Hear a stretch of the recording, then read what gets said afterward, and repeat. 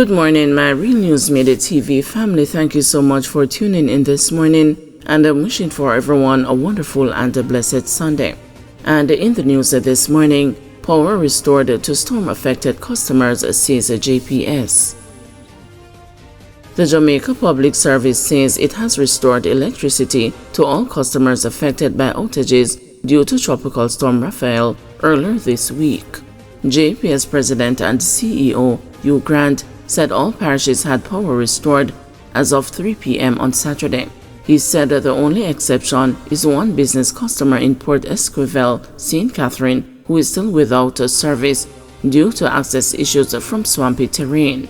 Grant said JPS is working on relocating the supply line to reconnect the customer promptly. I am very happy that we were able to restore our customers ahead of the tight timeline we set for ourselves and without any safety incident, Grant said in a statement Saturday evening. We were able to work closely with the Ministry of Energy, the Office of Utilities Regulation, various municipalities, members of parliament, and the community representatives who helped us execute our strategy safely and quickly. Grant said the JPS's Incident Command Center has been deactivated, signaling a return to normal operations. JPS, the island's main power provider, previously said up to 30,000 of its 692,000 customers lost the power after Raphael passed near Jamaica between Tuesday and Wednesday. It triggered flooding and landslides in several parishes. The company faced a significant public and government backlash over its response to the effects of Hurricane Beryl in July. Wanted man slapped with murder charges while in custody. A farmer who was taken into custody after he was slapped with wounding with intent and using a firearm to commit a felony has found himself in more trouble with the law. The man, 29-year-old Lyco Maxwell, a farmer of Flamstead, St. James, is facing additional charges following an incident in Backwood, Pimento Hill, Germantown, St. James. The police, in a release from the Constabulary Communication Network, which is the information arm of the constabulary, said that Maxwell is now being charged with 2 counts of murder and 4 counts of wounding with intent. Reports are that approximately 5 p.m. on Sunday, October 9, 2022, a group of men was sitting at a shop in the community of Backwood when armed men traveling in a motor car stopped and exited the vehicle. The release from the police said reports suggest that the men brandished their firearms and opened gunfire at the crowd, injuring multiple persons before escaping in the area in the said motor car. The police were summoned, and on arrival, several persons were seen with multiple gunshot wounds.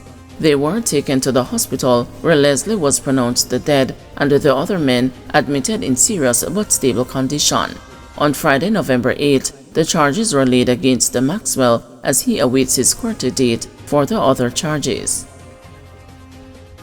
Natalie Nita Garvey urges that toll-free access be granted temporarily to all users of Edward Seaga Highway. Opposition spokesperson on local government and MP for St. Catherine North Central, Natalie Nita Garvey, has urged the government to temporarily open the Edward Seaga Highway to all motorists at no cost until the Bogwalk Gorge is cleared. Mrs. Nita Garvey says that this proposal seeks to provide immediate relief for citizens affected by recent road closures and the severe commuting disruptions following Tropical Storm Raphael. The gorge was rendered impassable after several huge boulders rolled onto the roadway during heavy rains associated with Tropical Storm Raphael. The National Works Agency says it will take some time before the roadway is reopened, as the boulders will have to be broken into smaller pieces and an assessment conducted of the hillside to ensure its stability. In a letter to Prime Minister Andrew Holness, Mrs. Nita Garvey highlighted the storm's devastating impact on Jamaica's already damaged road network. She underscored that temporarily providing toll-free access to the highway would provide crucial support during this challenging period. Mrs. Nita Garvey is also raising concern about the state of the road in the gorge where several boulders were dislodged. She has highlighted larger cracks in the road surface where the boulders have settled. Prime Minister thoughts importance of tax revenue-funded infrastructure projects. Prime Minister Andrew Holness says the financing of the reconstruction of the Troy Bridge is a turning point for Jamaica, noting that the $230 million project was funded by tax revenues. The Troy Bridge, which was built in 1896, was damaged 3 years ago during the passage of Tropical Storm Grace. During a tour of the reconstruction project on Friday, Mr. Holness said his administration plans to use the tax revenues rather than borrowing loans to replace the country's aging infrastructure.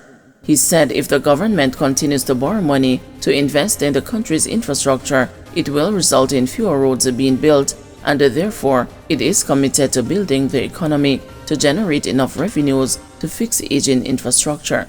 The iconic Troy Bridge linked several Trelawney, Manchester, and the St. Elizabeth communities. Mr. Holness is also asking residents not to blame the country's two major political parties for the collapse of Troy Bridge.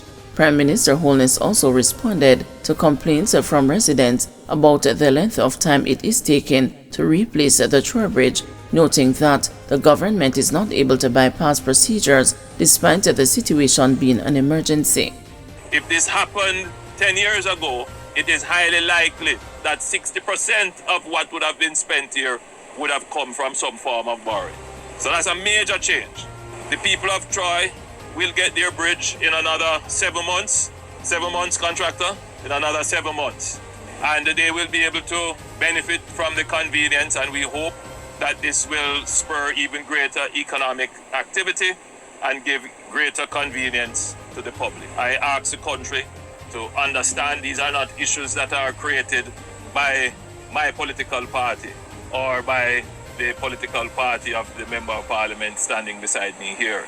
It is the natural course of things that if you have an economy that does not generate revenues, over time you cannot invest in your infrastructure, and as the infrastructure age, it will collapse. This would be considered capital works. And whenever the government undertakes capital works, there is a certain set of procedures that we must follow. And that is one, we have to do a comprehensive study of the area to determine whether or not we can actually replace the bridge. In other words, we have to get the technical feasibility that a bridge can actually be built here. Then we have to look at the economic viability. Does it make sense to build the bridge here? Is there traffic? What's the population around it? You know, you don't want to build a bridge to nowhere. So you have to go through and do all of those studies. JCF conducted a national roadblock operation. The Jamaica Constabulary Force conducted its national roadblock exercise on Saturday.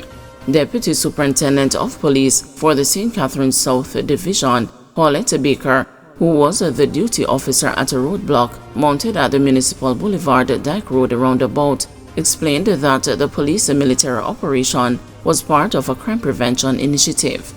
Go. Deputy Superintendent of Police, Territorial Officer for the St. Catherine South Division, working in the capital city of Divisional Duty Officer for the Actually, what you're seeing here, there are men on the ground, is our national coordinated roadblock taking place.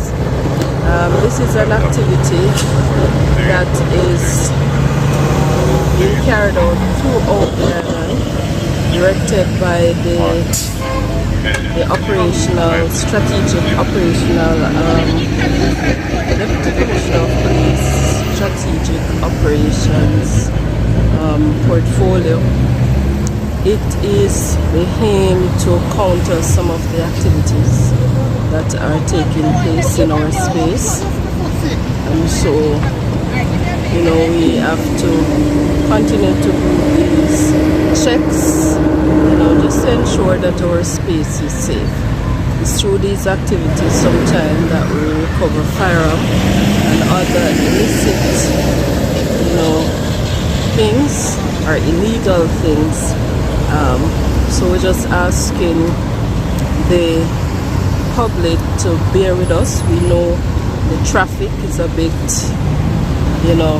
banked up at this time, but we ask for their patience and to allow us to do our work just to ensure that our space is safe. Guys, thanks for watching. Please join us this afternoon at 2 p.m. for another news update.